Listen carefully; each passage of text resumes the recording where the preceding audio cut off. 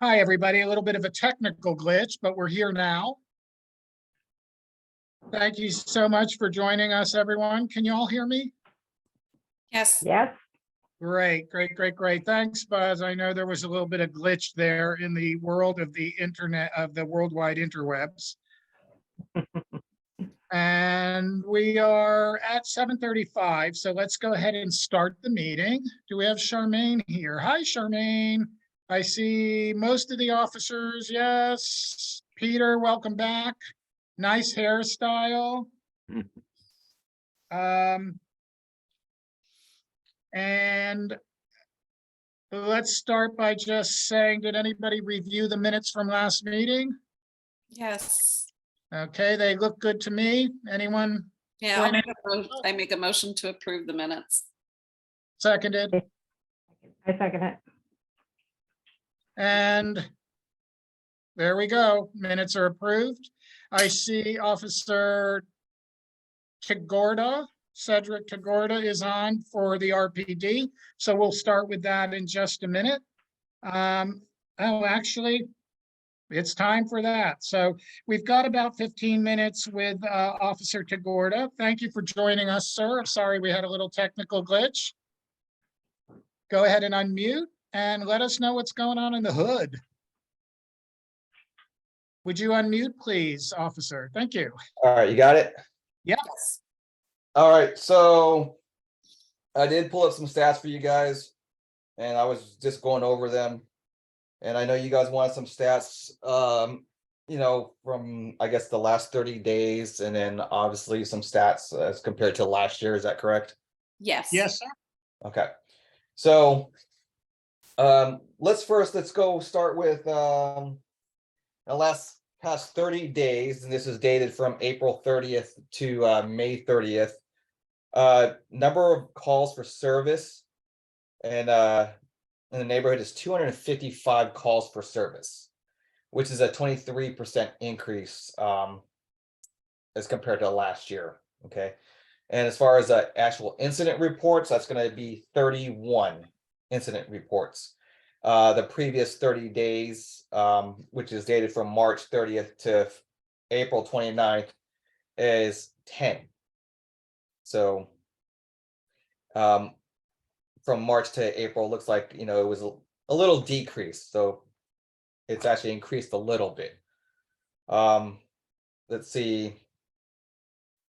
And then we can go, and I was just looking at it. It's not a whole lot. I wouldn't say violent crimes. There's a lot of theft. As you know, catalytic converters thefts are still like the norm on the rise. And we get those a lot.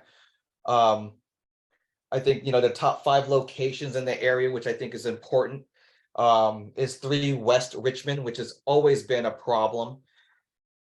We get calls there probably daily and weekly. I don't know who's actually running that building, but there is somebody who says he's running that building, or he's like the manager of all the officers.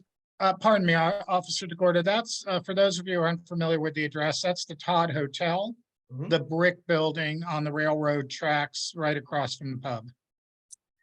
Yes, that has always been a problem. And the person that supposedly managed the tenants in there, he's also part of the problem.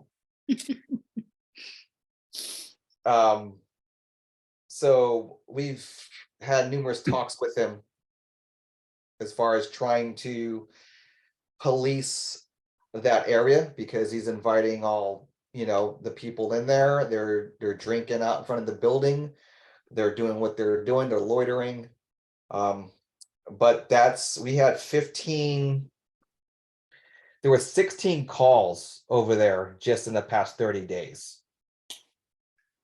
The next one would be 1500 Dornan Drive is another location that made the top 5, which accounts for like 12 calls for service in that area. Next is Masa Restaurant, and that's mainly just audible alarms. They did have a burglary there last month, which was a good burg. Someone broke in, end up taking a cash register and things like that. But mainly, I mean, we had 9 calls for service just at that restaurant alone, but mainly, I would say 8 of the 9 were audible alarms, and that's just from the business owner opening up the business and not deactivating the alarm system. Next is the Up and Under pub, which accounted for 8 calls for service there, and it's usually just disturbance calls, people being drunk and disorderly, so they'll call. Nothing major other than that.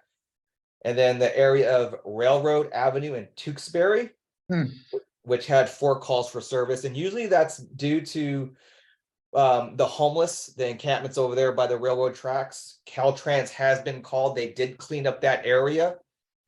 We also did have a homeless person, which was a problem, which does account for probably the Dornan Drive. I'm not sure if you're familiar with the homeless gentleman that was hanging out back there, who kind of made his way over to Tewksbury and the Railroad Avenue and was staying at the bus stop.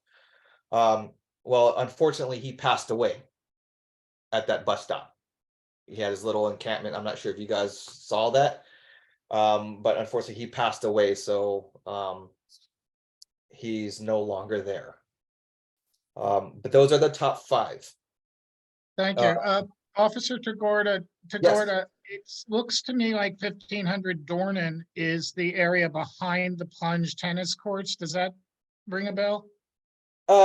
Yeah, that a little bit over there. And so it's really not again, it's mainly just like the homeless walking around over there, and they'll call.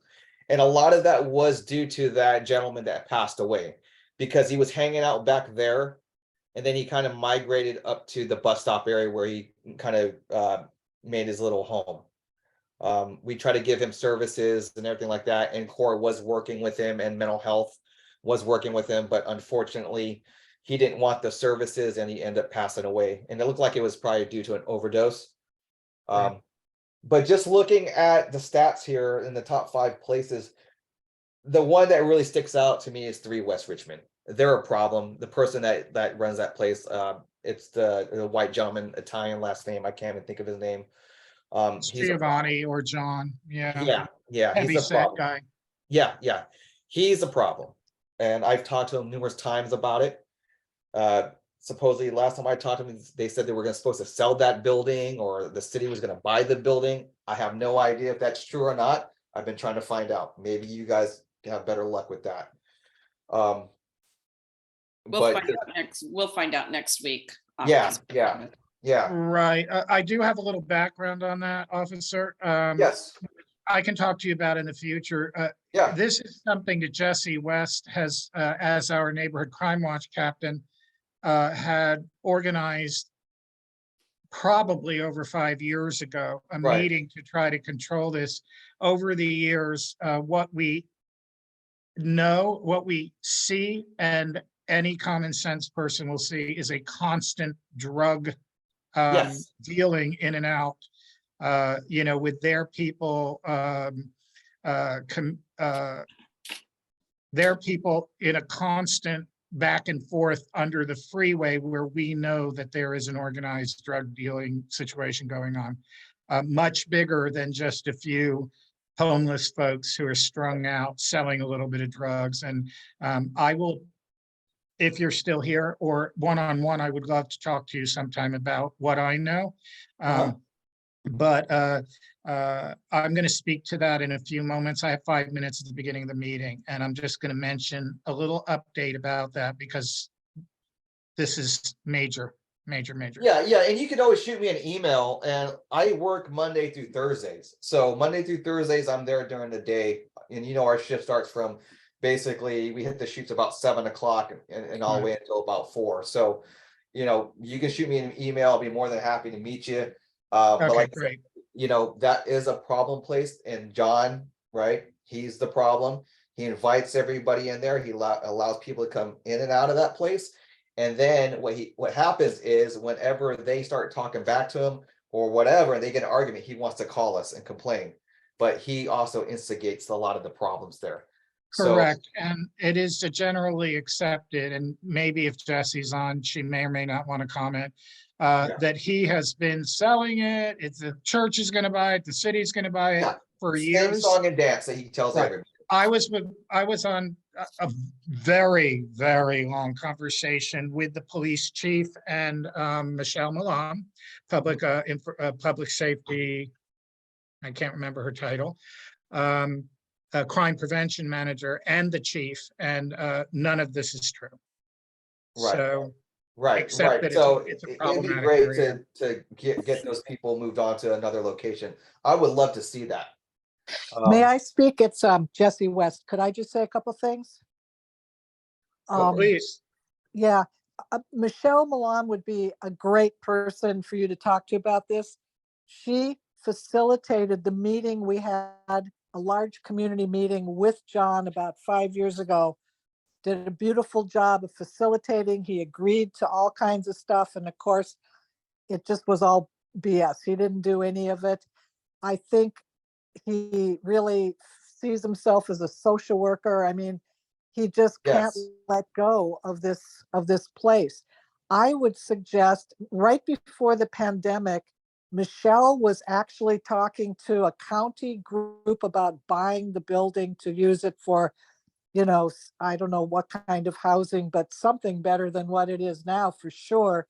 And maybe she could pursue that again, but she has a long, deep knowledge about all these problems. So I really recommend, including her in any conversation about how to proceed. Also, he does have siblings. I believe, are part owners. They could be contacted. There could be a threat of a lawsuit that this is a public nuisance. And so that's another thing should be on the property records. Yeah, So absolutely, that's all. absolutely. Everything Philip said is right. Yeah. Okay, Yes. that's all I wanted to add. Yeah, no, and part of the problems at the up and under is because of 3 West Richmond, because everybody that's hanging out in front of there goes across the street, and then they're high and under the influence, and then they cause problems over there. So I mean, yeah, when I Yep. run into Michelle, I'll kind of talk to her about it and see what we can do, maybe get code enforcement, because that place is nasty. I mean, every time I walk in there, I feel like I'm gonna walk out with some new disease. So Yep. I don't think it's not being managed or ran correctly. It's The other yeah, day, it's you bad. probably know, 7 police cars had to show up because a woman who's a huge problem there called in a false report that somebody had guns upstairs. And Right. 7 cars. Today there was a death in there. It's I don't know anything more about that. Right. Well, But John does the same thing too. John will make false reports saying that someone's fighting or somebody has a gun to get us over there. oh wow, I Right. And didn't know that. it's usually because someone was mouthing off to him. Right. Again, Yep. anytime he loses control of, again, he thinks, he's like the king over there. And Yep. anytime he loses control or somebody challenges him, he'll call us. But he's the problem. He's always been He a is. problem for years, for me anyway, since I've been working that area. Yep. He bef- calls me and he says, I'm finally going to do it. I'm finally going to kick out Michelle, who has stolen, not Michelle Milan, but the woman who has Right. stolen his car and crashed it, who bought a car using his stolen card, on and on and on. Yeah, he has a lot of stories, but you know what, like I said, I will reach out to Michelle when I run into her. I run into her almost daily.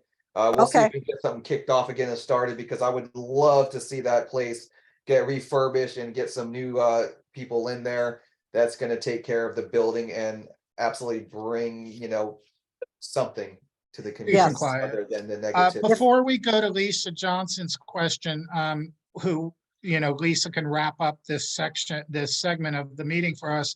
I do want to point out something you said, Officer Tagorda, which is that you have witnessed that the place is not well kept. One of the things that Michelle and the police and fire department do to entice owners to clean up their act is just do code enforcement until they realize that if they don't clean up their act, I don't want to, that they I don't know how to say this, so that the code enforcement is going to continue to be. Well, I involved. mentioned that so many times to John when I've dealt with him. I told him if he doesn't clean it up, and as you notice, if you haven't noticed, right on the side of the building, on the east side of that building, used to be a bunch of abandoned cars and all kinds of crap that was over there. I actually told him, I was like, hey, if you don't clean it up, we're gonna start towing it and everything, like start citing people. And he actually did get it cleaned up. And I think the railroad police also came over there as well and towed a bunch of cars from the side of that building. So they're not really hanging out as much over there, but it still needs to be dealt with. And that's one of the things I'm gonna speak to Michelle about, is getting the code enforcement out there and getting city crews to see what we can do, and start assessing fines if we need to assess fines, and kind of light the fire under his ass if you don't don't mind my language, but kind of get him jump started there. Thank But you. Let's I go. will get it going. Thank you, officer. Let's go to Lisa and let her wrap up this section so that you can get some much needed rest. Thanks. So I just had, there was some community interest. One of the cases was mine, and I don't know if you can give us an update on some of these. One of them just happened apparently on May 26th at about 11:30 at night, is my understanding. And it was a reported kidnapping at the corner of Gerard and Cutting. Gerard and Cutting. Yeah. And so I even if you can't find it right now, even if you could email it to me, it would be much appreciated. What are you looking for? I'm just wondering what happened. That's right by the park and the school. And we have the community has a lot of concerns because there is a lot of issues going on right next to an elementary school and a park. And Right. So I will look that up for you, and I'll give you as much information I can. Again, I'm not sure exactly what the end results of that was, or if anything was founded. I do see it on here on the stats that there was one report of a kidnapping, but I don't know the outcome. And once I find out, I'll do my best to share what I can with you. But regarding the school and that park, so lately I've been going over there. You know how everybody likes to park their RVs on that dead end over there, right? Yeah. So I've been dealing with that. There is a van, a green van, and a gentleman who's been kind of a problem, keeps going back there, but his excuse is that the neighbors across the street are allowing him to do that. So I think that we need to try to beef up some signs over there. It says no overnight parking, no, put some, I don't know what kind of signage, right? No loitering, no overnight parking, something, to kind of deter these folks from parking along that roadway on that side anyway, and along the park. So, but Right. we've been dealing with it, and we've been dealing with the RVs, and especially 200 Canal, or Gerard and the Parkway right there. So Okay. we've been dealing with that. all right, and I know we have to wrap up. If Yep. do you know by any chance, this is the only other one I know a lot of people were concerned about. There was a grandmother that was hit walk with her grandkids, I believe, in the intersection of near the plunge. That was around April 28th, and nobody seemed to know if she was okay in the end or what happened. And I don't know if RPD has any updates on her. I do not have any updates, but I don't think it was a major injury or even a fatal injury, because that would have been in our briefing notes from last week or so, and there was nothing that I saw or even heard about. But again, shoot me an email. I will look into these, and then I'll try to give you an update if I can. Again, sometimes some information is sensitive, especially if it's an active investigation. So, but I'll do my best to try to do what I can for you. Great. Thank you so much, Officer Tabor. Not a problem. Thank you, officer. We appreciate you being here. Yeah, not a problem. Anytime. Just shoot me an email regarding 3 West Richmond, and like I said, we'll try to get that place squared away. Let's take a coffee break someday, you and I. Absolutely. Thank you so much. I'm going to move on. I'll make it short because we have our distinguished guests from Chevron, and I appreciate them being here at night, and I want to get to them. I guess the first thing that I just wanted to mention, Our next meeting is going to be what we call open mic, or sort of community feedback. So people will have a little chance. It's almost like the public comments that we have. If you know anyone who's running a new business in the neighborhood and they'd like to reach out, maybe they can introduce themselves for a minute or two. The other good news is that we were having a little trouble filling Buzz's prestigious and long-standing shoes, and now we have lots of candidates. Lisa and Peter and Buzz will be talking to those candidates. Some of them are applying for that membership job, but we may shift around and they may take other jobs, and we may shift the board a little bit to give some everybody a little breather. So that is good news. It's a little delayed, but it's better to find the right person than it is to find the person right now. The last thing I guess I have to comment on is the homeless situation. There's been a preponderance of violent crimes and lots of property crimes. Lisa and I have been working on this with the Business Association outside of the PRNC. And we did have a board meeting. What we're going to do is Michelle will be holding a meeting for some stakeholders, but she didn't want to make it a giant public meeting. It didn't make sense to do so. And as soon as and that's going to happen in a couple of weeks, as soon as that happens, I'm going to suggest to the board, and I think it will happen, we will then ask for a public meeting. But I think what they're trying to do is organize a way to communicate the information. And then when the information is there, then we can present it. So right now, a bunch of neighbors are working on it outside of the organizations individually, then they'll bring it to the organizations and we can have a community meeting on it. So I wanted to let you know, and anyone who needs institutional knowledge on that can contact Lisa or I. I think between the two of us, we're probably putting 60 to 80 hours a week in on homeless issues right now. I had a 2-hour meeting with the mayor the other day. I've met with the police chief. Lisa's always meeting with everybody. Michelle, Mom, and I talk or text 3 or 4 times a day on some days. So we know it's a problem. And as soon as we haven't figured out how to present it yet, how to package it in a way that makes sense. But part of that is going to be making our community aware of exactly who to call when they see people in need. And also, Michelle is working on this thing, and I'll wrap up. The current thing is we're supposed to assess what's happening. Is the person having a mental breakdown, a drug breakdown? Is it something we should call 911? Do we call non-emergency? I've also been told that I should call CORE, which is the Homeless Services for the county, mental health, another mental health, and John Joya's office. And I'm supposed to call 5 things, or you're supposed to call 5 things after assessing someone's mental health. That's not going to happen anymore. There's going to be one number we're going to call, which makes sense. Probably police, either emergency or non-emergency, and then they will call out the rest of the operation. So it's too much to discuss now, but I just want to let you know it is a big issue, and it does involve the drug dealing, and it does involve Caltrans, and it is complicated. So I just want to let you know that we're on it, and we will present a meeting to you when we have something logical to present. We're running a little late, so let's go on to the treasurer's report with Margie. Hi, Margie. Margie? Sorry.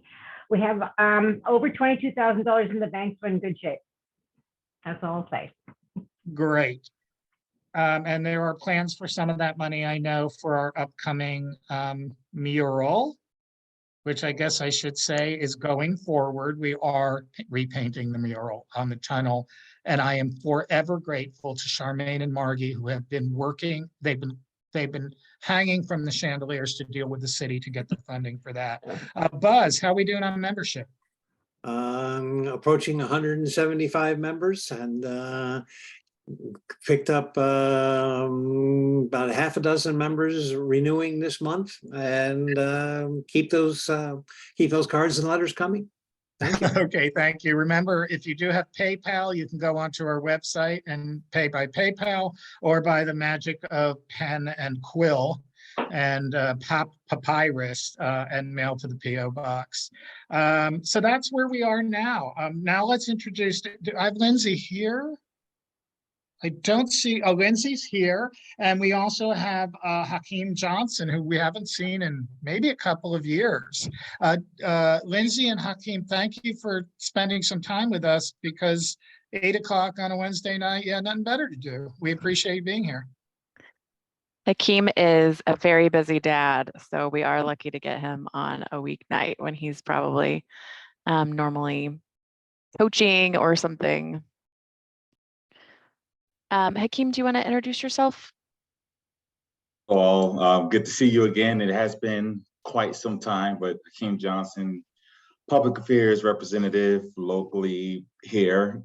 If there's anything going on at the refinery or anything that you all need to engage with us on, I would be one of your primary contacts to raise concerns or congratulations or anything like that. Then I could bring that back to our team and bring the relevant folks here to provide updates and so forth. So see you all again. Thanks. I am lucky enough to get to work with Hakeem. I have been at the refinery for about 3 years, and I live in Point Richmond, and I'm the manager of government and public affairs here. Can you see the screen? We've been visiting you guys for specific topics over the last 3 years, and now we'll give a bit more general overview and cover a couple different topics. The Chevron station, we'll give you an update on that, on cutting. We'll give you a bit of a community engagement update and an operational update. We'll also talk about air monitoring and flaring and some county warning system issues. I know that you guys have another meeting coming up with the county potentially, and we can hopefully help give you a little bit of information before that. And then if we have time, we'll touch on the energy transition as well.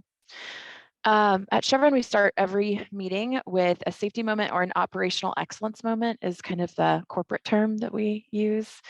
And so we'll start that. We'll start this meeting with one of those as well, if you don't mind. Just reminding our new neighbors, folks who might be new, that we do have a weekly siren test on Wednesday at 11. I don't know if you heard it today, but I can hear it even from my house in Marina Bay. So and then when I'm at work, it's quite loud. So hopefully you guys can hear it. That is an important safety device that we'll use to contact you if there's a Chevron issue or kind of any other issue. We work with the county on using that system. There's lots of different ways to reach out to us and to learn more or to apply for a job or whatever else kind of you're looking for at our website. A good way to communicate with us as well is email. We have 2 different phone numbers dedicated to the public. One is just for general inquiries, and we get a lot of very diverse questions. And so if you have any questions, we probably can dig up the answer. And then odors and noises. I know occasionally you guys have to use this this number, and they're always happy to help you 24/7. And then on Facebook as well, that's a place that a lot of people get news and resources, and we're there as well. Oops, sorry, I'm advancing quickly. So what I went and checked kind of the last year of your neighborhood interaction with us, and most of the communication that we've had with your neighbors includes noise nuisances. We've had a couple different pieces of equipment break. There's, across from you, there's the refinery, but then there's also the technology center. And those, it must be time to replace a lot of those vent hoods on top of the labs where they do all of the testing and inventing of new materials and things like that. Because we've had squeaky basically air conditioners and vents over the last 6 months. So we've worked through that. Your neighbors have been very patient. They've stayed on the phone with me while a man is on the roof and he turns it off and on to see if it's the right machinery. So noises has been a real kind of sticking point this year. Odor concerns, we've had a few. Thankfully, most of the time it was not us. So that's good for us, not good for necessarily the neighborhood, because there is an odor. Gas station issues and questions, I've talked to Jesse about that a couple times this year already. There's been a lot of outage issues at that station, and Hakeem has some news for you. It's gonna hopefully get better, but it'll get worse before it gets better. And then a couple questions about osprey nests and things like that. Those are the main things that we've had from your neighborhood. And Hakeem has an update on the station. Yes, I know you all have, you've helped provide input into the design of this station back in 2020. So I know it's been a while, but in October of 2020, the Planning Commission, approved the resolution approving the project. And then it took a little bit while there were some transitions on city staff, but we were also able to, in April of 2022, provide the $28,000 donation for track to the city for the bike lane improvements and efforts. And as of today, just confirming that we're still awaiting for some easements to be finalized with other partners, but we are anticipating construction to begin during the summer, and the construction of the fueling station, which would take about 12 weeks to complete. And so we are excited that it's finally moving forward. And as you can see on the screen, we have the rendering of what was approved thanks to you all's input and the Design Review Board and Planning Commission. Hakeem, you mentioned a $28,000 donation to track. How did that money end up going to track and not to the neighborhood council? That the way that this occurred, right, was the intent on improving bike lanes for the Bay Trail throughout, right? And as the improvements at this site kind of intersected a bit with the bike path that was being developed, there was an agreement pushed, in alignment with Bruce, with both Bruces, to make a donation for track to have improvements throughout the Bay Trail. That was through the Planning Commission or the Design Review Board or? Planning Commission. Planning Commission. Yes. May I ask a Thank question? you. Margie, you have a question? This is June. No, Margie was first and then June. Oh, okay. I don't have a question. Okay, June. Hakeem, thanks. I'm glad to see the design hasn't changed significantly from when it came through. I am wondering, I know, is it Brian said that they were going to go through and your historic sort of archives and find pictures. Do you know what pictures were chosen or if they have been chosen for the We side? do have some photos chosen. I need to, Okay. if you give me some time, I can go through and find that for you. But those photos will be right along these panels here. But we do have some photos that were selected. Oh, okay, great. I can't wait to see them. I don't need to see them in advance, so I'll wait for the station. Thank you. Okay, sounds good. Graham. Yeah, thanks, Phil, and Hakeem, thank you for coming. I just have a quick question here. As I recollect, the current station has about 5 pumps, and quite often it's pretty crowded. Now, the photograph you got here only shows 2 pumps. So I was just wondering how many pumps are likely to be at the new station. There's a total of 4 pumps, so two stands, but there's 4 pumps on either side. So 2 Okay. per column. Sure, but isn't that a big decrease from what we currently have? It is a decrease, but from my understanding is that there were some design flows, as far as how the motorists are going in and fueling up. And the demand, from my understanding, I can get back to you on that, but it's my understanding that the demand at the station now, the number of pumps that we have in this rendering would still fulfill the demands that's there. But I can talk and get back to you on that. If you could, and also love to see the gas price back at $3.09 Any chance you can do that? I wish, I'm with you, Graham. If I can do that, we'd all be happy. We certainly would. Thank you. Okay, so I don't see any other hands. Margie's still up. Margie's okay. Peter has a question. Hi, Peter. It's actually Sue. Oh, hi, Sue. Welcome back from glamorous New Jersey, I think. Yes, very glamorous. My Where home. gas is $1.49 a gallon, and you are required to allow them to pump it for you. We could That use is that, true. Hakeem. I'm just following up on something from last year. I remember there was a diesel spill investigation last year in the springtime. And I know there were a lot of unanswered questions about exactly why it happened and what actions are being taken to make sure it doesn't happen again. Is there any update on that issue? Sure. Yes. So we did discover, that it was from basically corrosion in a pipeline, and it was a pipeline that really has been.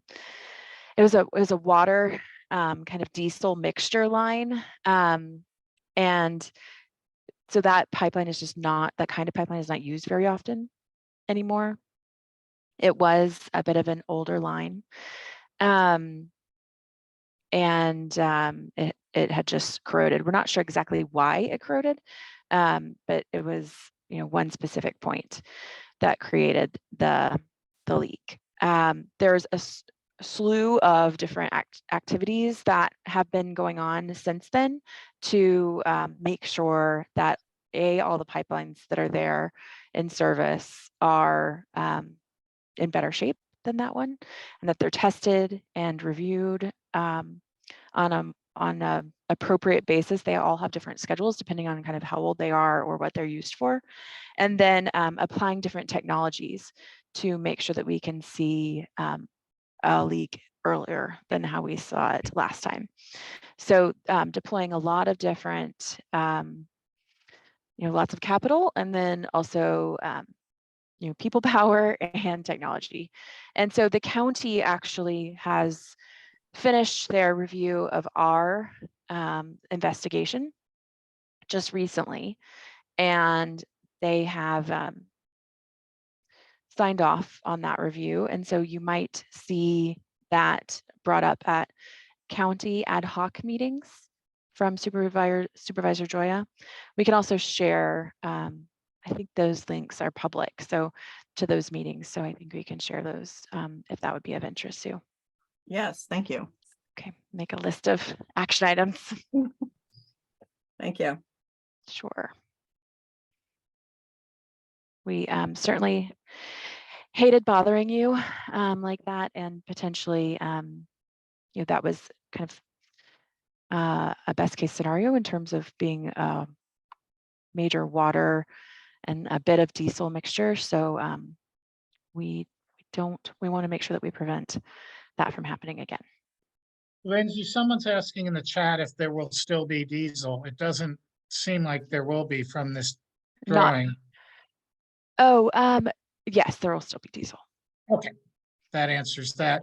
Lisa, I know that you were concerned about some kind of new or some deficiencies in our Nixle and other alerts. Is that something you can touch on this quickly? Yes, I can definitely touch on that. I think I have 10 more minutes or 15 more minutes. Is that right?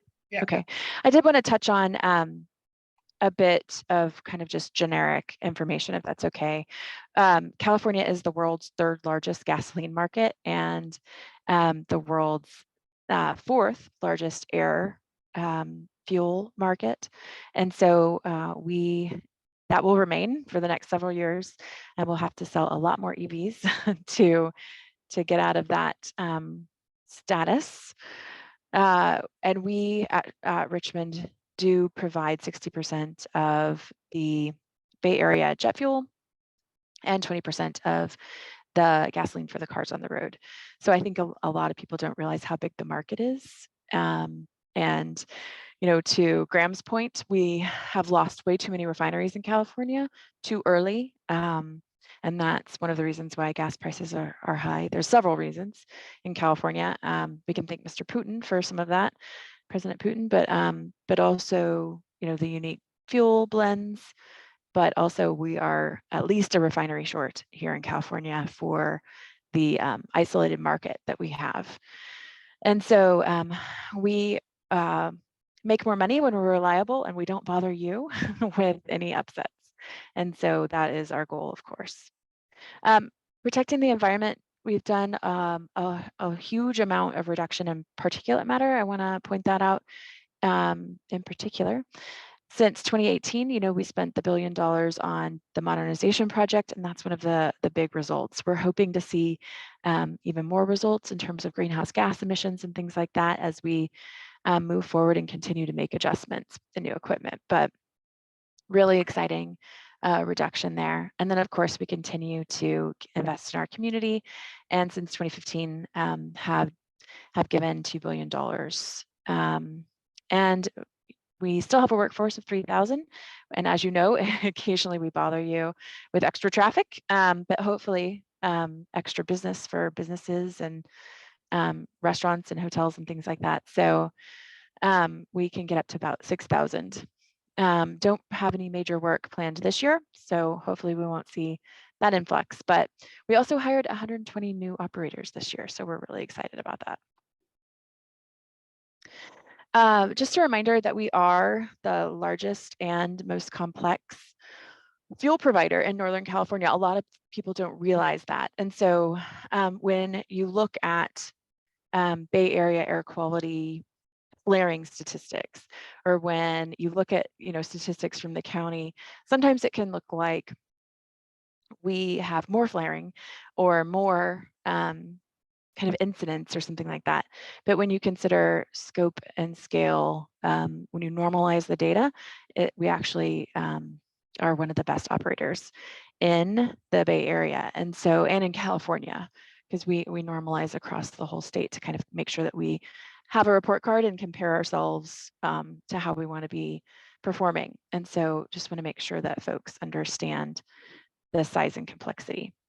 And then I think this is always interesting. It's the breakdown of what a barrel of oil gets turned into at this facility. So 44% gasoline and 42% diesel and jet. And a little bit to answer questions about air quality and flaring, we'll get into that. Just a reminder that we are overseen by 30 agencies. I gotta tell you, sometimes it feels like a little bit more than this number. But there are quite a few. And then we have this, I would say that Richmond is probably one of the most monitored cities in the world, just kind of based on us having a large footprint, being the entry of the Bay Area to, you know, entry point for lots of shipping and other industry, and then kind of just a mixture of politics as well. So if you want air information, there is no shortage of it. Here's just a couple examples of some of the air monitor systems. And then of course we have our own as well, which is run by a third party. But, and I think that we can put some of this in the chat as well. But overall, it's a really good place to go and take a look at something. If you smell something, you know, go and look at the air monitors, the various air monitors, and you can see for yourself what's going on, and or give us a call and we'll help. I'm going to ask Hakeem to talk a little bit about one of the studies that was done as part of AB 617 on our air quality. Thanks. So there were two studies recently done on air quality. One here that we're showing is a study that was by Groundwork Richmond in conjunction with Rample. And what it did was it took about 50 or so air monitors and plotted them throughout the city of Richmond and San Pablo areas to get a sense of where, what type of emissions were out there and kind of where they were coming from. And interestingly enough, if you look at it, more than 50% of the sources of emissions comes from background sources. So think of, wildfires and other pollutions that are coming from outside of Richmond. Like that, those are the emissions that are, the majority of them are what's coming into the area. There's also area emissions. So think of residential wood burning. So when it's cold and you got to heat up internally, and some folks are still using wood burning, that is a major contributor. Think of construction and even restaurants. Then the importance of this is we look at the breakdowns, right? You have traffic, you have non-roads such as rail operations and ports, but then the smallest amount in the grand scheme of what is coming into Richmond are from point sources, and point sources are, sources like Chevron and other regulated industries. And so when we talk about air emissions and exposures, I want you to really take a look at this, and also some of the work that is going on within the AB 617 Community Steering Committee, where the focus is intended on looking at emissions that are in Richmond and residents' exposures to those emissions. And so the groundwork study is just one of a few studies that have been done that's sort of influencing the work that community members. We lost him I for a think second. so. Lindsay, can I throw a question at you? Go right ahead. Could you just define or explain what AB 617 is for those of us who aren't Lisa Johnson and other Yeah, sorry. policy wonks? Sorry, and actually we're going to try to do some more communication on this, because I think for a long time it was kind of just, environmental nonprofits that were interested in this, but it's about to be at a point where in the process where hopefully more community will get involved. So Could you just define that? it's an assembly bill originally that proposed creating environmental justice neighborhoods, and kind of looking at zip codes and socioeconomic factors, and basically kind of saying like these, this is an environmental justice neighborhood. This has a large industrial sector. We need to determine how we can assess what the total emissions are and then work together to reduce them. And so Oakland has done something similar. They're a little bit ahead in the process than we are. And now Richmond is in the process. So at least, did you also have a question, or is it a different question? No. Okay. You were gonna add, or When you're done, I was just gonna add a comment. okay. So it's various committees that have kind of gone in and out of working based on what process they're in. So we've assessed emissions and monitored them, and now they're looking at community recommendations for how to reduce emissions. And they're supposed to be looking at everything from Chevron to traffic, so like the Richmond Bridge, or even restaurants and sewage emissions, landfills, kind of all of the major emission sources, and even minor emission sources. Sorry about that. I'm not sure what happened to my internet, but I'm on my phone, so it's going to be a steady connection. So sorry to put you in that Welcome position. back. Lisa, did you have something to add on AB 617? Yeah, I was just gonna say one of the most surprising findings that came out of AB 617 to date, and the community groups that were working on this and some of the reports. This came out last year, was the most significant source of PM 2.5 or particulates of a 2.5 micron size are from tire road dust. That is the biggest source in our area. So if people want to learn more about it, just shoot me an email. I'll put my name in there, and I'll put my address in the chat, and I can send you that report that walks you through that. Yeah, you can also watch it on YouTube if you are more of a watcher than a reader. That's cool. Yes. Margie, do you want to ask a question specifically about this, or Sally, or should we finish the presentation and go to questions? We have plenty of time to do it either way. If my hand goes up again, it's a ghost. Okay, not me. Sally, is this specific to this point? Or do you want to wait till the end when the presentation's made? Either is fine, we have I time. can go either way. Is it on this point about AB 617? It has to do with emissions from the Chevron wharf. Why don't we, Lindsay, we have time. Do you mind fielding Yeah, that go right question? ahead. Yeah. Okay, great. I noticed just in general that of the different tankers that come to the Chevron wharf, some of them, of course, are Chevron, whatever Voyager tankers, and those seem to be pretty well maintained. But some of the other ones that come in sometimes they just put out tremendous amounts of black smoke. And it's really obvious that they're putting particulate matter into the air. I'm wondering, are there any plans until shore power is mandated to monitor directly what comes out of the smokestacks of the various tankers, so that maybe they wouldn't be invited back until they go undergo some sort of rebuild?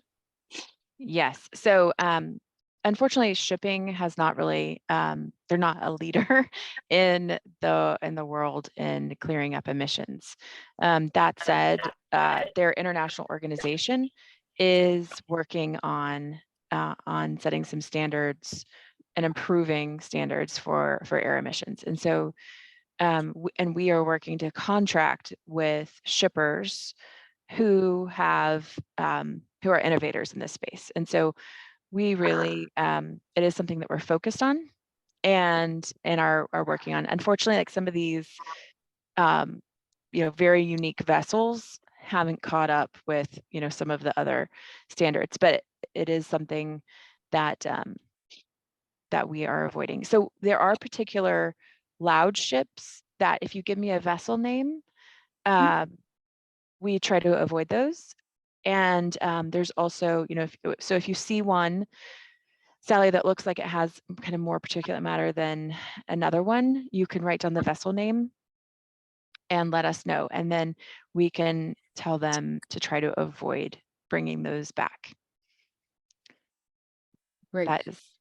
Lindsay, we have about 10 more minutes, and I see we do have questions. Is this format working for you? Because we had promised you. So this is fine. I do want to Okay. make sure that we just address the county issues to make sure we answer your questions that we knew you had coming in. But Okay. feel free to just throw questions out. Charmaine, why don't you go ahead, as long as, because Lindsay you're entitled to the time we offered you, but Charmaine, you had a question?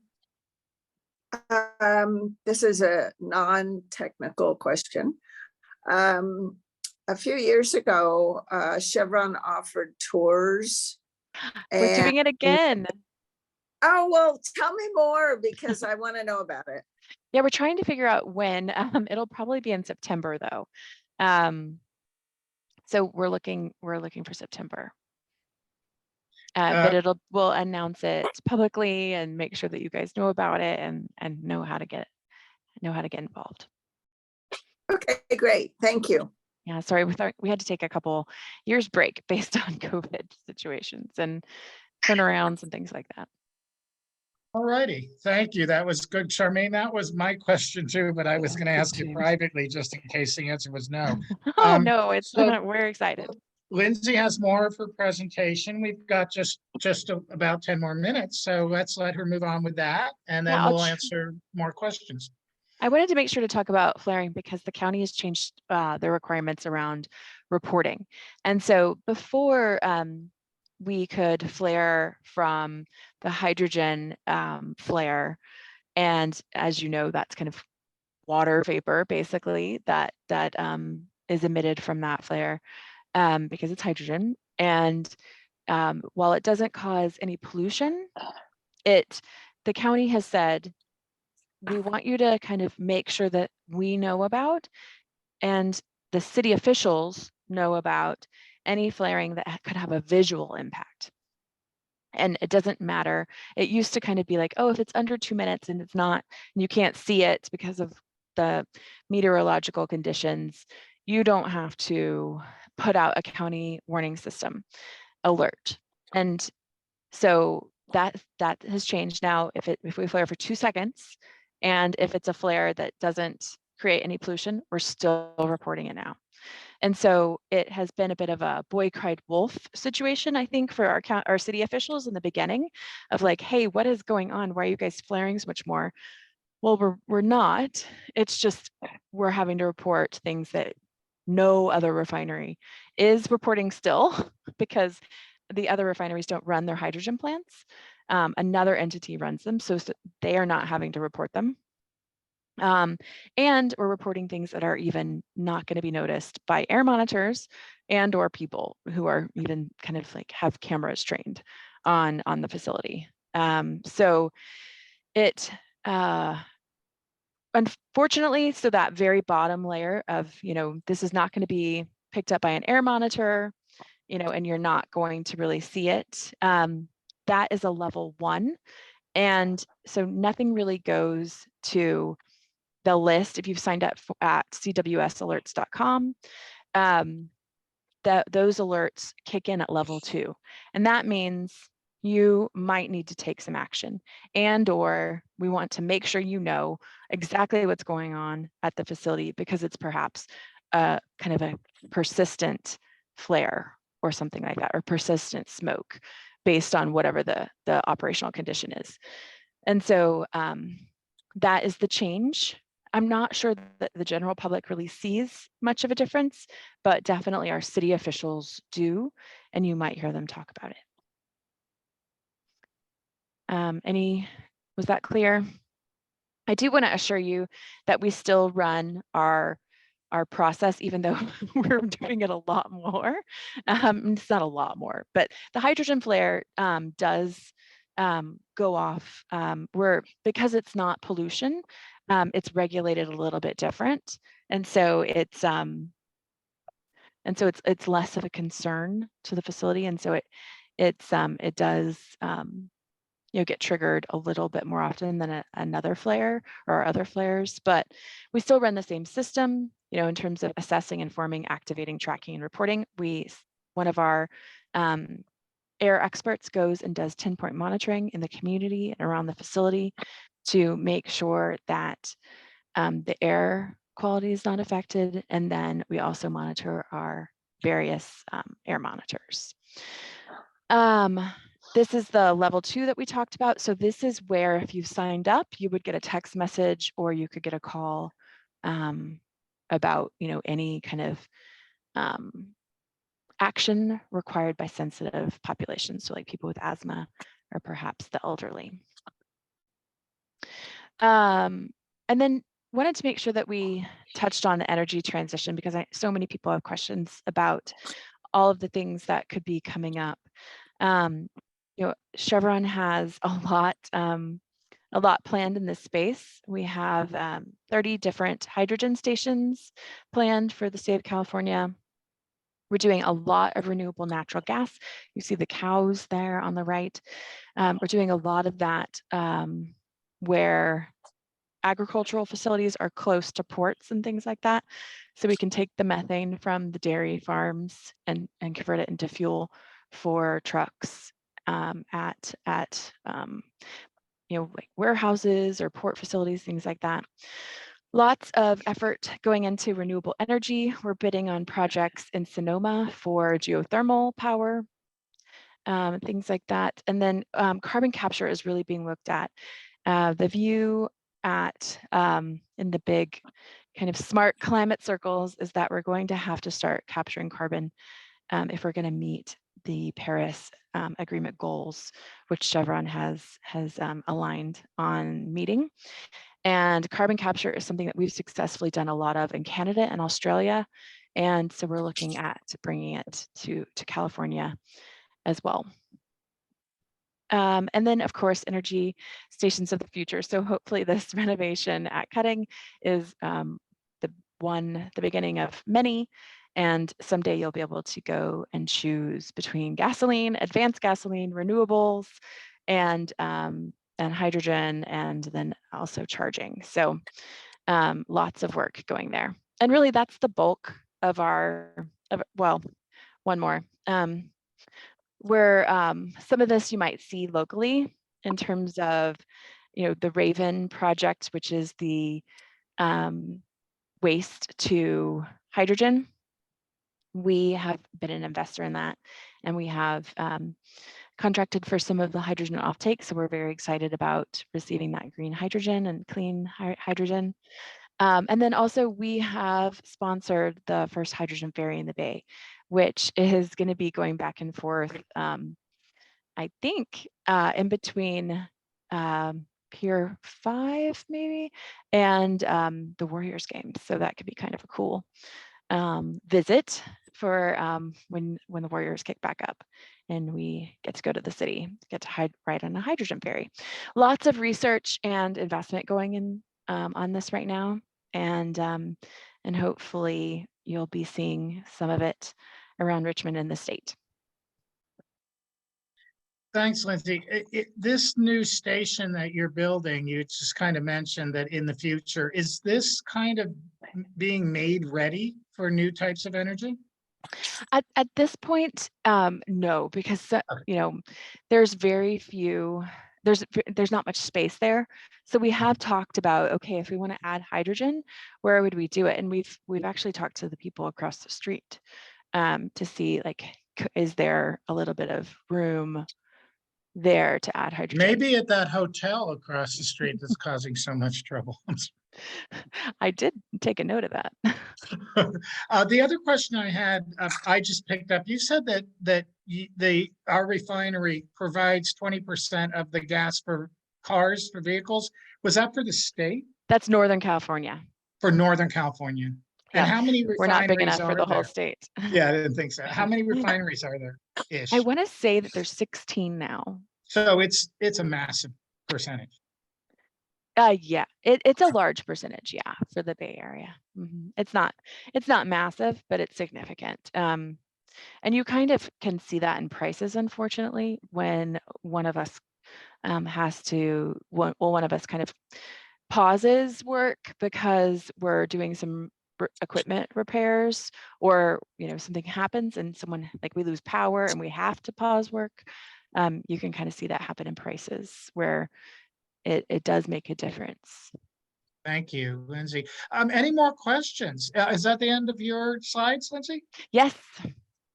And Hakeem, any more from you? Nothing more for me. Nothing more for me, but I do want to stress, if I didn't say before I got cut off, before my internet cut me off earlier, is that with AB 617, the steering committee is really just charged with looking at local sources of emissions rather than the regional and what everyone is exposed to. And so when you hear discussion surrounding percentages and who's doing the most emissions, they're really just only looking at local sources, because there's more going around out externally that CARB and others have to do to be a part of. Thanks. We've got just a few. Thanks, Hakeem. We've got a few last minute questions. If we can keep them brief, question askers. Lisa, Gary, and Jesse have their hands raised. Yeah, so this is just real quick. I just want to thank Lindsay and Hakeem and just say that there was a lot of changes that were made in the noticing requirements. And they kind of went over that tonight. And I'm working with people in the county and the city to come up with a meeting for all of the nearby neighborhoods, from Shields Reeds down to Point Richmond, to have them give a presentation to the community to go through why you no longer get level one alerts and those types of things, because changes were made, nobody was notified.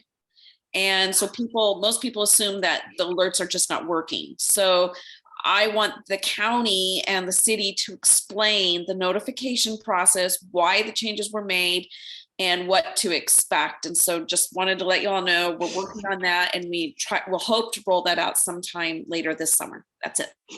Thanks, Lisa. Gary? Yeah, quick question. At the end, you said something about osprey nesting.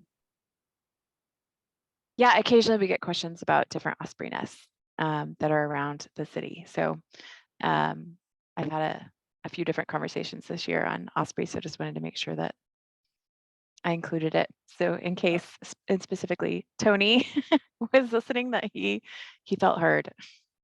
No, I was just curious because no, I know the Audubon Society really does cameras out by the osprey nest down by Red Oak Victory. Now, I didn't know how that attached to Chevron. Thank you.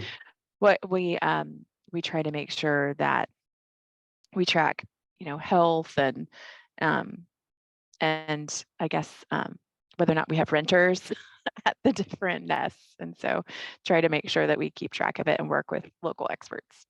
Okay, thanks. Thanks, Gary. Jesse?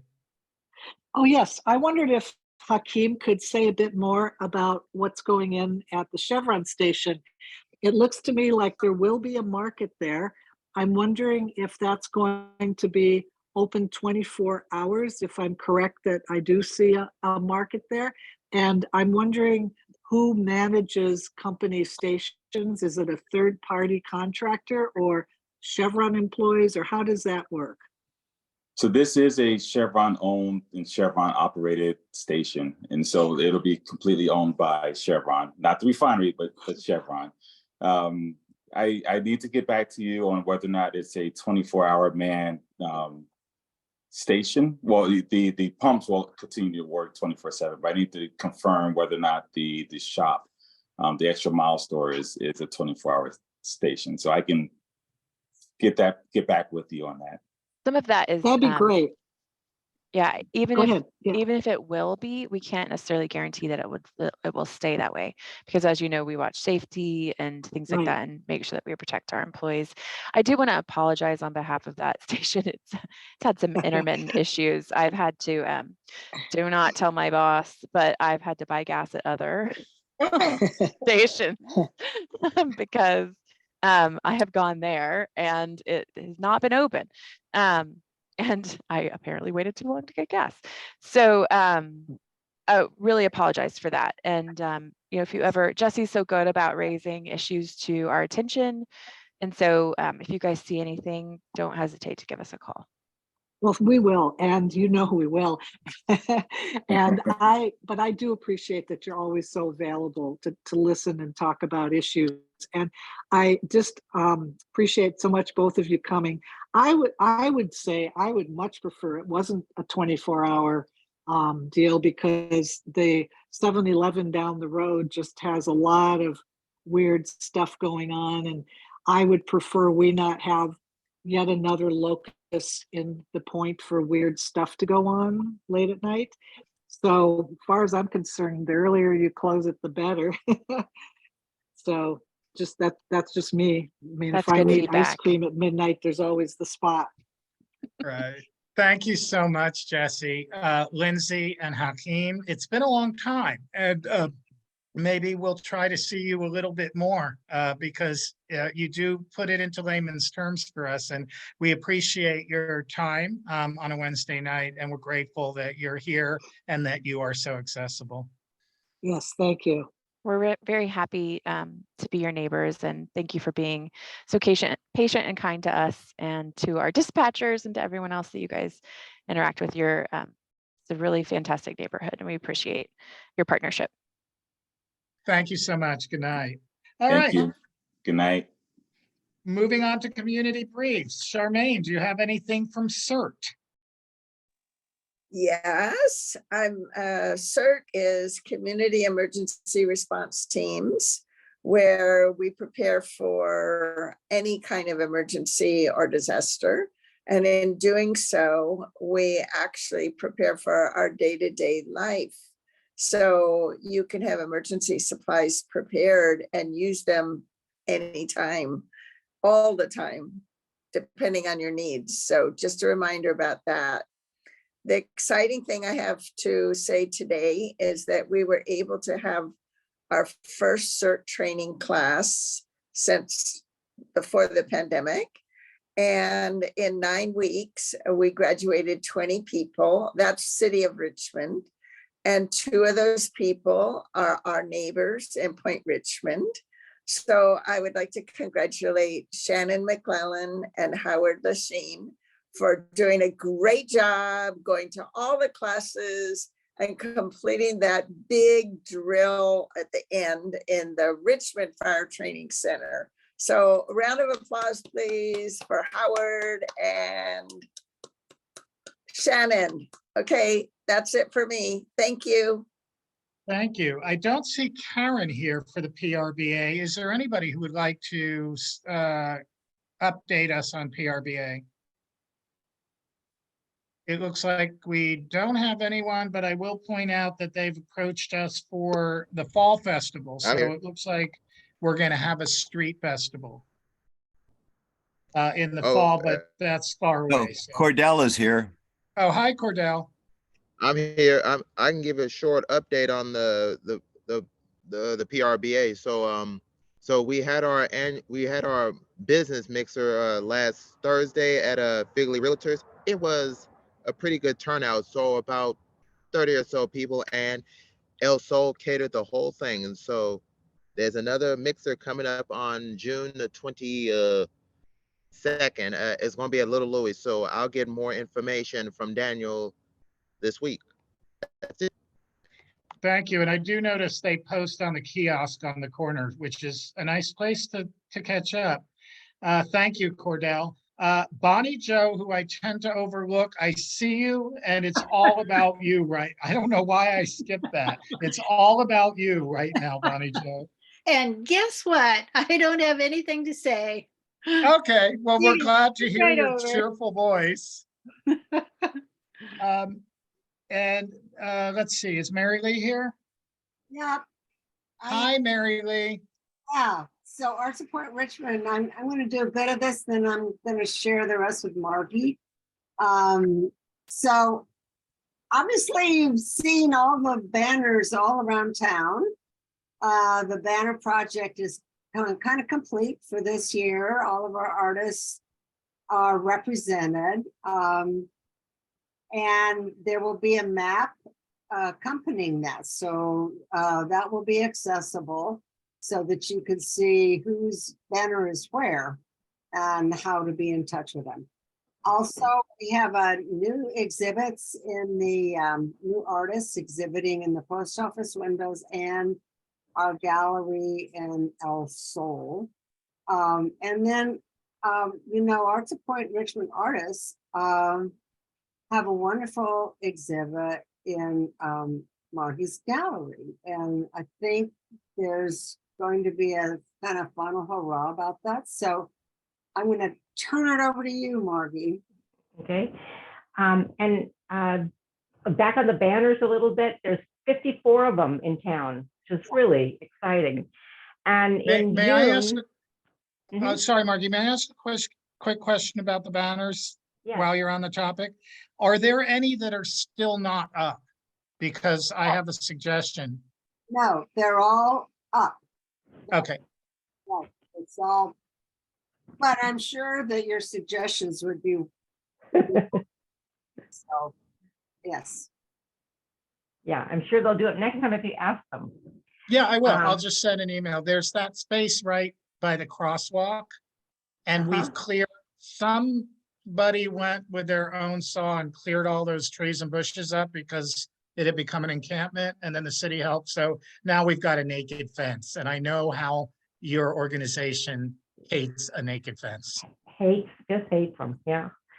Talking about naked fences, the kids banners, which is called Take It Outdoors for the Kids, their banners are going up. It's inspired by the theme home, and they'll be on display on the fences surrounding the unofficial dog park. It'll be up, I think, in June. And congratulations to Cannoli and Sharon for that, because they got us a grant, and they also are working very closely with Washington School with the personnel to make sure this happens. And let's see, the watercolor exhibit is going to close on July 15th, and then a new one's coming up in El Sol, July 18th to the 15th of October 15th, and there's a party August 20th there for Judy Reitner, and it's going to be from 2 to 4. So August 20th, write that down. Mom and Pops is going to be closing their event on June 30th. So take a look at what the beautiful work there. Laura Fine Dining has got a new group of artists going in from June 24th to November 8th. And yes, the Arts of Point Richmond will have music and artists and food on June 10th and 11th, 1 to 5. And on that Friday, the 9th, is the first day that we're all going to go to the music downtown. Downtown music. Yeah. Excellent. Thanks. Thank you, Mary Lee. Thanks, Margie. I don't see Kate here. Okay, I think that Magic Lantern's on hiatus. I don't see Ashley Alexander, or does anyone from Pram here? June, do you know if anything's going on? I'm sorry, what was the question? You're the only Pram mother that I see. So I was wondering if you knew anything was Pram. Sorry, I don't think there's anything going on. I haven't heard about anything, so. Okay, and I will chime in again because I've been talking to the Pram board, some of the board members, and also with Women's West Side. It looks like at the beginning of fall, there may be kind of a cleanup and renovation of the Pram yard. And as we hope to do moving forward, we're hoping that several community organizations will work together for manpower, fundraising, and some sort of overlap on that as well. So more to come on different community organizations all joining hand in hand to make faster work or better time of projects. Usually Lisa speaks about the HOAs. Do you want to chime in on that? Yeah, the only thing I'm going to report is, again, we're going to have an emergency evacuation drill July 15th for Brickyard Cove and all the 7 entities out there. And you'll hear more about that if you live over in Brickyard Cove in the coming month. And that Laconia has not gone away on Terminal 1. So there is yet another meeting with select members from BCARD and some concerned citizens with Laconia later this week to see potentially a redesign. And we will see, most people are just so fed up with Laconia. So we're entertaining this meeting. So that's happening later this week. And there has hopefully, fingers crossed, been some progress with the city on getting them to finally take over Brickyard Cove Road. And what is going to be required of the HOAs over here that pay into that road in order to make that transition. So there's been some progress. Hopefully it doesn't fall apart, and hopefully there will be something on the city council agenda in June, fingers crossed. So that's it. Thanks. And at our board meeting yesterday, and this is pretty likely to happen. As I mentioned, next month's meeting is going to be sort of open mic for just us to discuss updates and for the community to meet and greet, a little more casual, but it is likely that the following month will be a recap of that emergency evacuation, how it went, what the takeaways were. So those who live over on that side of the hill would be running that meeting in a couple months before we take our August break. LUDRC, Charmaine? Phil? Hey, Phil, it's Gary. Yes, Gary, I'm sorry, I didn't see your question. That's okay. Lisa had a question. Do you know anything more? Everybody, we still have our attractive tarpaulins on top of the hill. Also, you get to see. And the last I knew from Rick Willis was as the rainy season ceased, those are going to be pulled off and going to put on the detectors, etc. Do you know anything more about the timing on that? All I know, unfortunately, I was not able to make the HOA meeting because I was in Vegas seeing Garth Brooks. But we did get an email, and it sounds like that the board approved for them to remove the winterization. They gave the price estimate in that email. If you didn't get it, Gary, just send me an email and I'll forward it to you. So they sent the price estimate for that, and then they have contracted the company to come out and do the analysis of what all would need to be done. So okay, I'll look for it. May have come to Marin's email. Okay, thanks. You're welcome. Thanks, Gary. Thanks, Lisa. Charmaine, LUDRC. We haven't had a meeting. I don't have any news right now.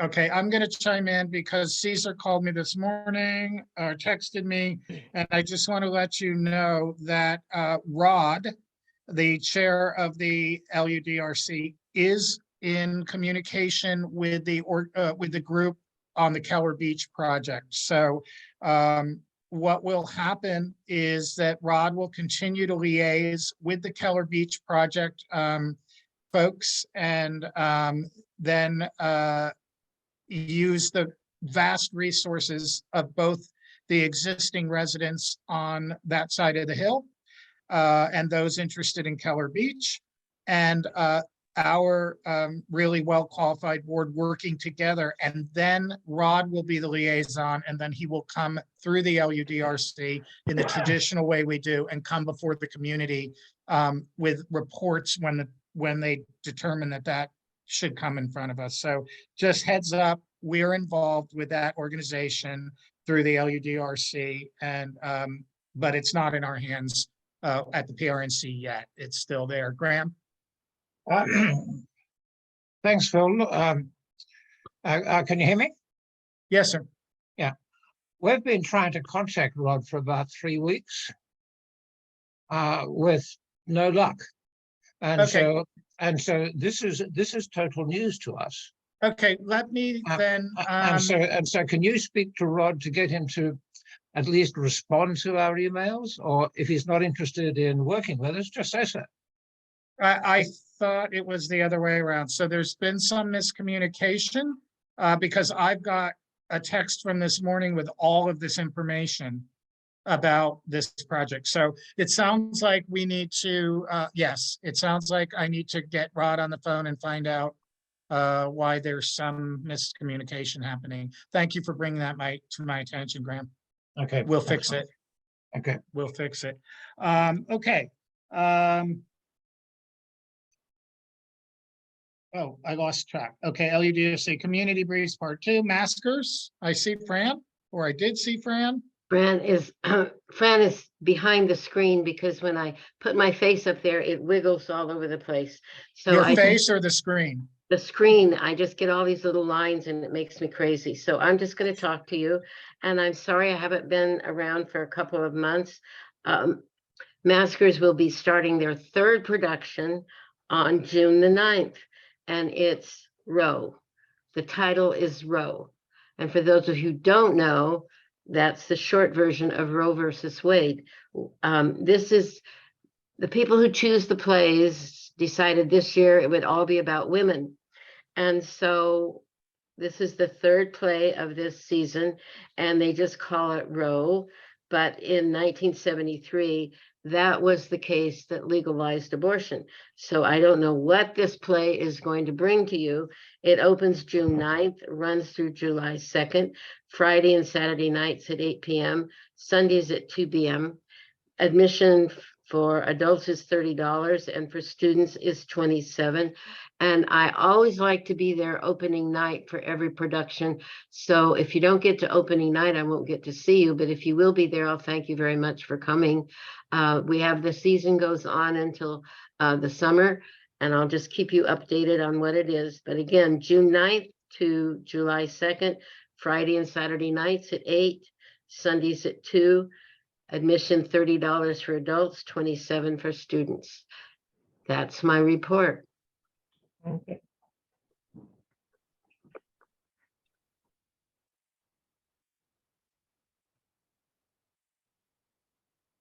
Bill, you're muted.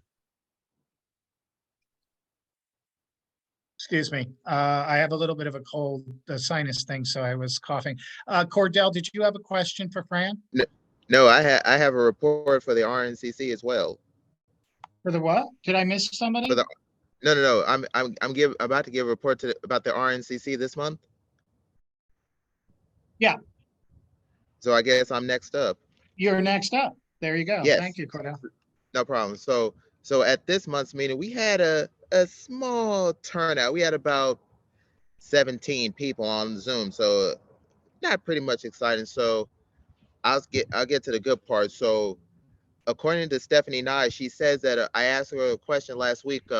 Can neighborhood councils use the centers again? She said yes. And so I'll save that part for open forum. So, and the city staff, they usually give their reports. So I won't go into more detail, go into that. So the only presentation we had was Angel Montoya. He gave us a condensed presentation on the fire department. So I'll save that part when we get down to the open forum part. So under old business, we talked about having to have the meetings to either go back in person or hybrid. So half of the membership were like, they like Zoom because that way they can see everybody on Zoom. But half of the part, I really want to go back into the chambers like everyone else. So that's just hearsay. So under new business, I had made a suggestion, to invite Dr. Hurst to come to a future meeting to talk to us about what is going on with the district so far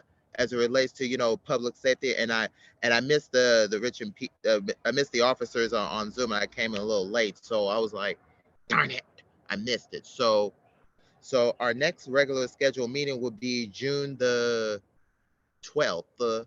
At 7 p.m. via Zoom, and I have no idea who's going to be our speaker for that meeting. So that's pretty much it. Simple, short, and sweet. So any questions from the membership? No, thanks, Cordell. As usual, your unbelievable memory is serving you well. I know. Gary, congratulations on your women's tennis group. We put a little mention of that in the newsletter. What you got for us, Gary? Gary's gone. There you are, Gary.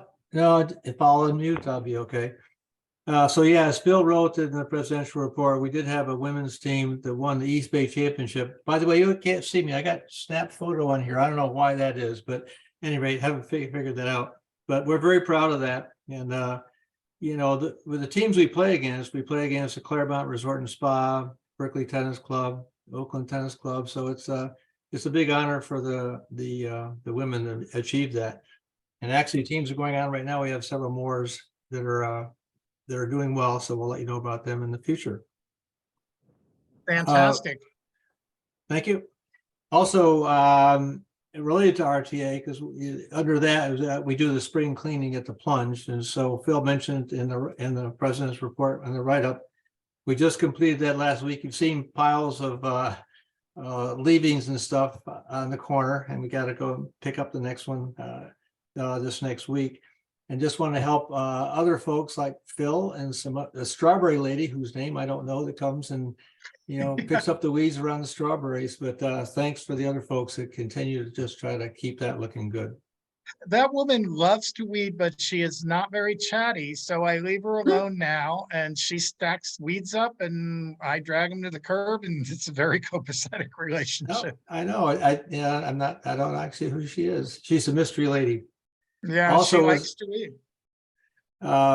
Also on the bocce court, we don't have lots of activity at bocce court, but I was out there this week and was very surprised to see a bunch of kids out there. And I went up to the adult that was there and I said, "Oh, great to see you guys doing a bocce court." And I said, he said, "Yeah, well, we come out here because we actually have a swim team at the Plunge, and we come out here for a break, and it gives us a break to come out and play bocce." And it turns out it's the Richmond Sailfish team that works out there. So I didn't know anything about them before, but it was just great to see them out there. Yeah, it's people are using the facility, and for those of you who, if any of you are unclear, the Hurlbut Benevolent Fund has been largely maintaining the Plunge grounds since its inception. So the city helps a little, but mostly it's Gary and Maren, and I, for one, am very grateful for that. Cordell? Thank you. Yes, Gary, are you still doing the snowball fund this year? Yes, we are. Oh, good. Because what I will do is I'll talk with my neighborhood council to see if we can like make a donation to you all. I'll talk to them at our meeting in September, hopefully. Which neighborhood council is that? I'm with Park Plaza. Okay, all right, well, yeah, we'll be in touch. Yeah, Thank we you, still Gary. do. Yeah, we still try to keep that going. It's been a great event. Thank Gary. Now, actually, what did happen, just to be clear, when we started cleaning up the tennis courts and also the park and back of it, we did reach agreement with the city, and so that actually is now that we have an agreement with them that we actually maintain that, and we maintain it with the help from people in town. But it is actually the Hurlbut Tennis and Garden Park, and we'll put up a sign there sometime. But we really enjoy doing that. It's been a good enjoyment for Maren and I. On the Benevolent Foundation, switching over to the other ones on the Hurlbut Benevolent Foundation, two things. Bill, you and I met with the Prnc folks a couple of weeks ago and talked about the possibility of helping up with upkeep. And then I knew they were gonna meet, and I'm not sure what the timing was. I don't know if you heard anything else, because we're willing to help with that. That is planned for late summer or early fall, so it's far out, and Ashley has been under the weather, so I'll let you know. Okay. But that was nice of you to offer, because if your team can do the hardest labor, then the community can do the pretty stuff, and that's hard. Gary's team goes through like a tornado and cleans stuff up. It's absolutely fantastic. Graham, what do we have going on with the Red Oak? No, I wasn't quite done. Sorry. Oh, I'm sorry, Gary. The only thing I would comment on that is there anything we can do in the summertime? Now's a good time, because with all the rain we've had, the weeds are flourishing. So if there's anything we can do sooner than waiting, it would be good. So, okay, I am sure they'll take it when they can get it, and I just ran into well, I'm sorry, her name slipped my mind, from Women's West Side, the garden chairwoman. Diane? No. Leslie. No, the one with the baby. Oh, Marley, I'm sorry, her name Marley. slipped. She's my neighbor just down the street. Her name slipped my mind. Marley, so we're on it. Gary, thank you. I will tell them that listen, I'm sure they'll take your support when they can get it, before things get out of hand. So Great. I'll get an email out on that. Okay, that'd be good. And the last thing I had is, Membi Akilu was the person who actually ran Salute for a while. It's now Lara's. And back when Membi was still working, managing that, we actually got involved with her, and the Hurlbut Benevolent Foundation is supporting something called Membi's Way Fund. And they actually support an educational dormitory in her hometown in Ethiopia for schoolgirls to attend school and get school safety, which is a big issue back there. So we're very happy to be able to help out with that. Great. Thank you. I'm done. Okay. Are you sure? I'm sure. Is Graham still here? Still here, Phil. Thank you. Couple of things. Our next pancake breakfast is on Father's Day. So please, if it's a nice day, please bear us in mind, bring the old man down and give him a nice breakfast. Two other things, we're still open on Sundays from 10 until about 4 in the afternoon. So please visit us then. And also we're looking for volunteers. We really, during the course of the COVID, we've lost a lot of the old crew who sort of drifted off. And we are an interesting old ship. And if any of you come from engineering families, you're an engineer or your father was an engineer, come and see our engine room. You've got some 1944 gas turbine engines, 2 of them. And they're pretty rare to find these days. And if you're sort of hankering back to what it was like working, come down and volunteer in our engine room. And the final thing being is we have listed a couple of videos on YouTube about the ship and about what the Victory ships were like during World War II. And you can find us on youtube.com at Red Oak Victory, the name of the ship, then AK-235, which is our US naval number. So if you want to look at those videos, they are fun. youtube.com at Red Oak Victory AK-235. And that's about it, Phil. Thank you. Thank you, Graham, and I'll follow up on that other issue. And I have a women- question. I had a question for Graham. Yes, Cordell. Yes, Graham, are there any plans for like to have movie nights on the ship again? Because I enjoyed that the one before that. It was a oh shoot, it was a I think it was a oh dear. I forgot the name of the picture, but it was like I think it was a Cary Grant or a James Cagney. I say, ooh, I forgot about those. Yes, it was Cary Grant, Above Us the Waves, which he managed to combine. He managed That's the to one. He managed to beat the entire Japanese empire single-handedly, as I recall. That was the one. Yeah, Cordell, we're still wrestling with trying to get the movies back and going. Some issues still a bit with COVID in a confined space. Some of the guys who on the crew who ran that, they've left. We're still trying to. That was done under the auspices of the National Park Service. We're trying to get them back interested again. But it's not on at the moment, but we'd really like to bring it back. So stay tuned. Oh, good. Thank you. Both. Women's West Side, what's up? Yes, thank you. Thank you. Hi, Diane. Hi, we'll be meeting on this coming Tuesday, the 6th of June, and holding an installation of 3 open positions. First vice, which is membership, secretary, and this point in time, correspondent. Also, we're having our potluck luncheon. It's a fundraiser and a special thing that we always look for every year. It's our hat day. We wear funny hats or pretty hats, and there's a story, and we figure out is it a true or a not true story. This is our last meeting for our calendar year. We take July and August off, and then we come back in September, actually the second Tuesday because of Labor Day. So I want to wish everyone a happy summer and hope to see you out there maybe sometime helping us weed along. Thank you. Oh, Diane.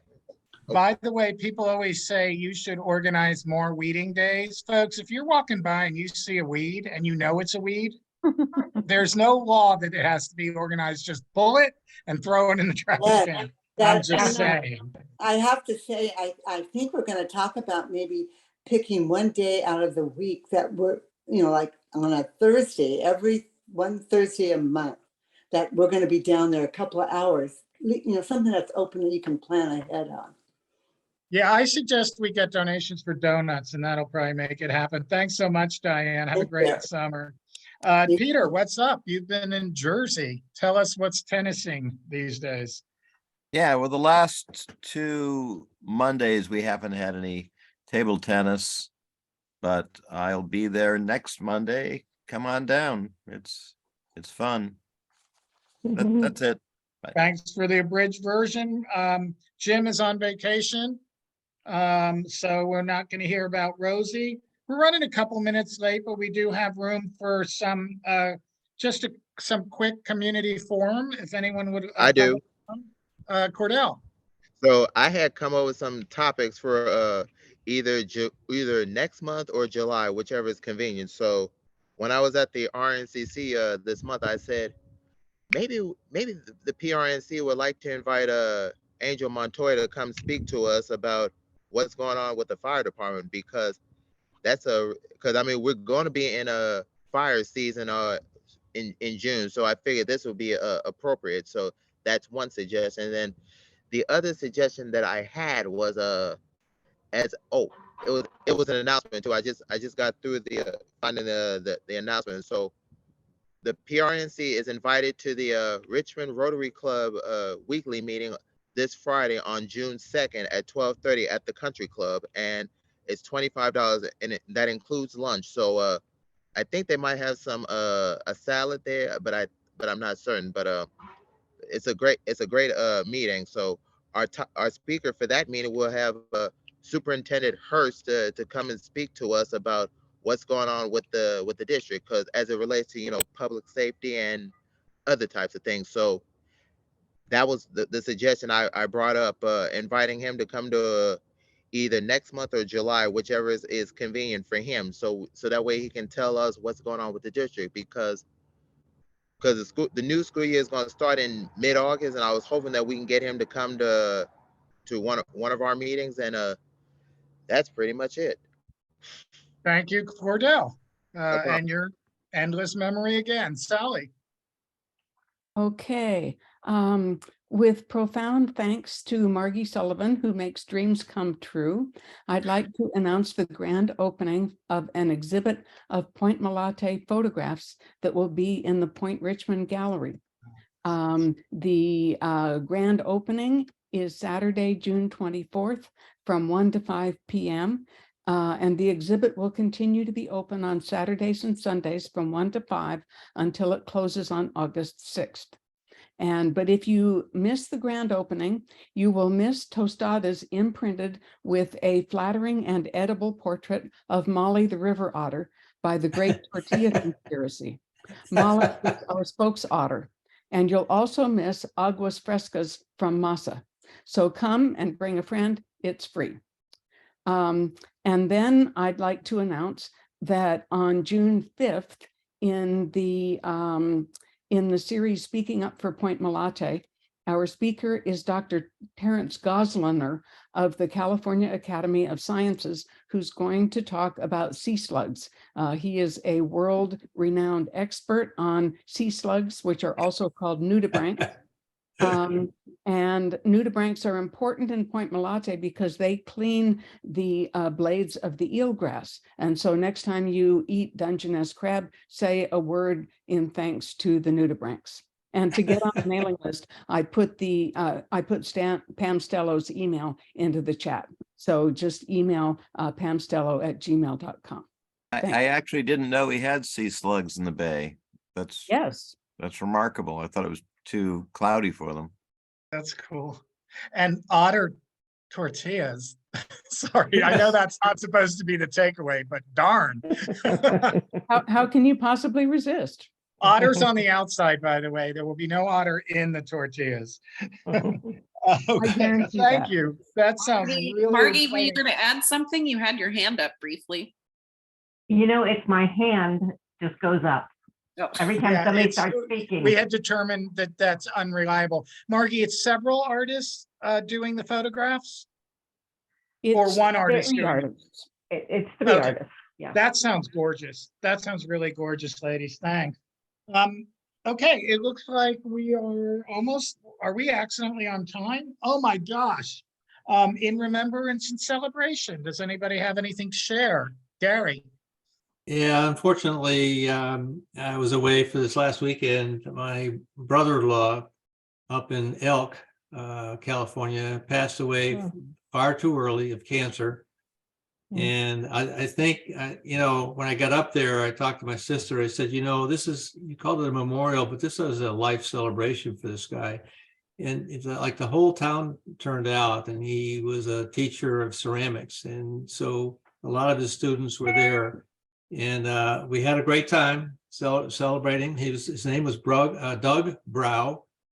And we're all gonna miss him, but he's left a lot of artifacts that we have at our house that will remember him. Doug Bro. We're sorry for your loss. Condolences. Thank you. Michael? Gary, how do you spell that? Browe, last name. All right. And he Or- taught in the university up there, a school up there, but I'm not sure which school it was, but anyway. Thanks for asking. Sorry for your loss, Gary. Michael? For those of you who have seen Mindy and I walk with Pepper around town, Pepper is no longer with us and the sweetest dog in the world. Big dog that just loves small dogs and everybody. I'm I'm so so sorry. you- sorry. Yeah, I'm so sorry. Sorry for the loss of your fur baby. yeah. Michael, I'm gonna retire Pinto's Frisbee in Pepper's honor because Pepper fetched my dog's Frisbee far many more times than my dog did. We sure will miss that and did a victory lap around the dog park. So I'm really sorry because that, you know, the two of you and that dog were really fixtures in our neighborhood. Yeah, I hope we'll keep seeing you walking around, Michael. This is Jesse. Yeah, it's like having your own personal trainer. Yeah, yeah, you can walk me. I need to walk, and a lot of people would like to put a leash on me. So No, it's muzzle that they say, Jesse, not leash. Oh, We have some sad Touche. reports, but we're currently Good, I was- laughing. I So was I'd like gonna to say- suggest that we say end with a muzzle too. laugh. Oh. I Frank? was going to say muzzle too, but you beat me to it. Well, we're laughing now despite a couple of sad ending items. So I'd like to suggest that we adjourn. 2 minutes early. 2 minutes early, with a little bit of a laugh at the expense of the intrepid Jesse West. Neighbors, thanks for joining us. Next month will be a little more calm, no visitor. So we'll just have time to chat and board will update you. And it can just be a little more old-fashioned meeting, you know, a little less serious as we ease into our summer break. Thank you, neighbors, and thank you, board members. You've been working really hard. That was We a great appreciate meeting. everybody being here. Yeah. And thank you, Sue. Sue. Hi. Hey, Sue. I'm the devil on his shoulder.